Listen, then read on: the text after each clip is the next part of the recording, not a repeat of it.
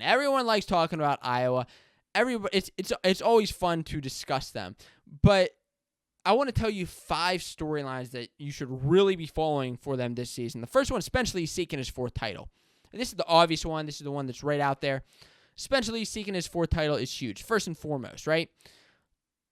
He would be the first ever 4-timer from Iowa. Who are the other 4-timers? Kyle Dake, Cale Sanderson, Pat Smith, Logan Stieber. You may know a couple of those names because they're pretty big in the wrestling world, right? They're the only 4-time NCAA champions. Spencer Lee could be another one. Add it into that mix. Can he dominate by bonus points? I think that's just an interesting little Spencer Lee storyline to follow. Can he dominate the entire season by bonus? He did last year up until the finals when he won 7-zip. So close. So close. And he shared the Hodge Trophy with Gable Steveson. I think that we'll see. With newcomers into that 125-pound spot, with Pat Glory, with Vito, with Brandon Courtney coming back, Spencer Lee's going to get some competition, but we'll see how much of it he actually has. The second thing that I got to talk about is, second storyline, Anthony Cassioppi. Is his wrestling going to change now that he literally looks like Hercules? I mean, have you seen Cassioppi these days? This photo that I'm sharing here on the live show is shared by Pat Minio on Twitter, and it's been circling around the wrestling world. Oh my gosh, this man looks like a Greek god compared to where he was last year. I mean, like, you know, I don't want to jump on him, but he was looking like a heavyweight, your typical kind of heavyweight. His wrestling was okay, you know. I mean, he got the job done, right? He wasn't like necessarily that exciting. It wasn't like a Gable Steveson or a Mason Paris, but he got the job done. He's finally looking like a grown man now, and I'm afraid for anybody in his path this year. I do question, is he able to overtake a Mason Paris this year? Yeah, he was pinned by him last year. He hasn't been able to beat Mason Paris, hasn't been able to beat Gable Steveson, and those are actually a couple of his only college losses in the last 2 years of those two guys. Can he pull a move off like Adam Kuhn back in the 2018 duel against Kyle Snyder, where he pulled off a crazy upset win? Is that possible that he can do something now that he's looking like a beast? The third storyline that you should be following is, can Austin DeSanto reach the top of the stand? Is it possible that DeSanto gets to become an NCAA champion?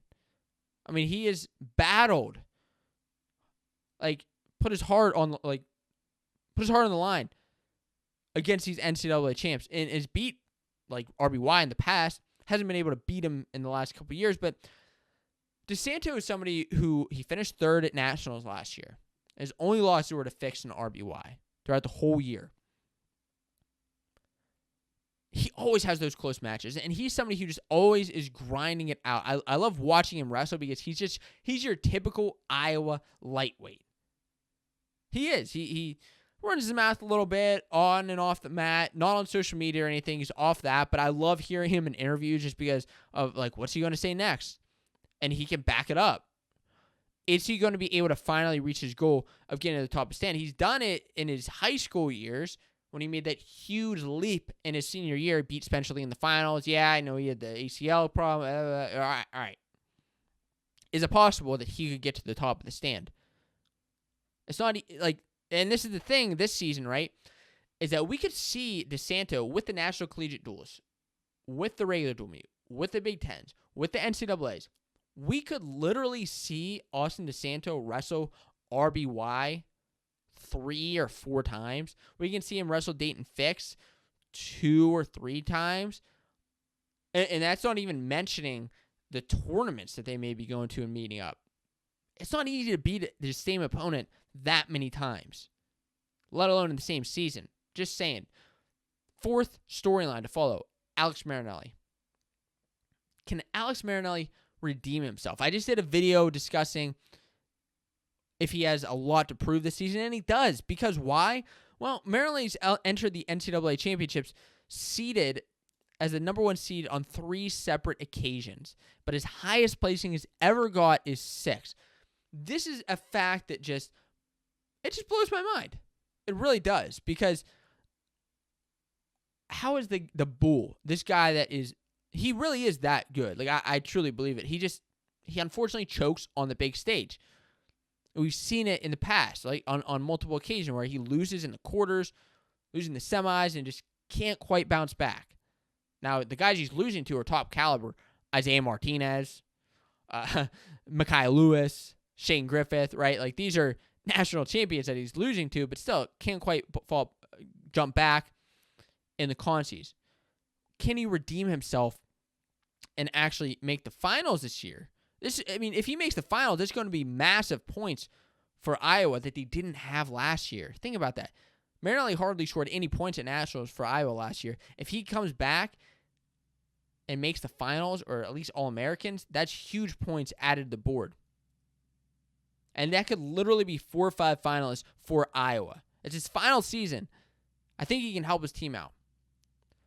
The 5th storyline that you need to be following about Iowa this year is, can the Hawkeyes uphold their winning streak? So the Iowa Hawkeyes have a winning streak right now of 18 wins in a row. Their last loss was in 2019 to Oklahoma State, and they've just been obviously on a dominant winning spree since then.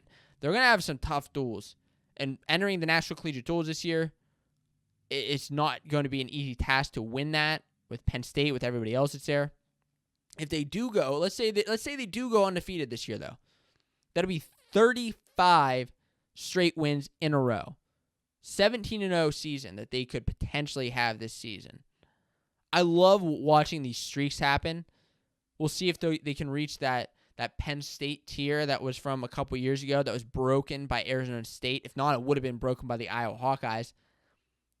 But with Penn State on their schedule, with Oklahoma State on their schedule, can they actually keep this streak going? Hey, did you know that the audio version of the full hour-long Fanco Wrestling Show is available for free? You can download the latest episode by searching for the Fanco Wrestling Show on Apple Podcasts or Spotify. I hope I can make your on-the-go commute or gym workout that much better.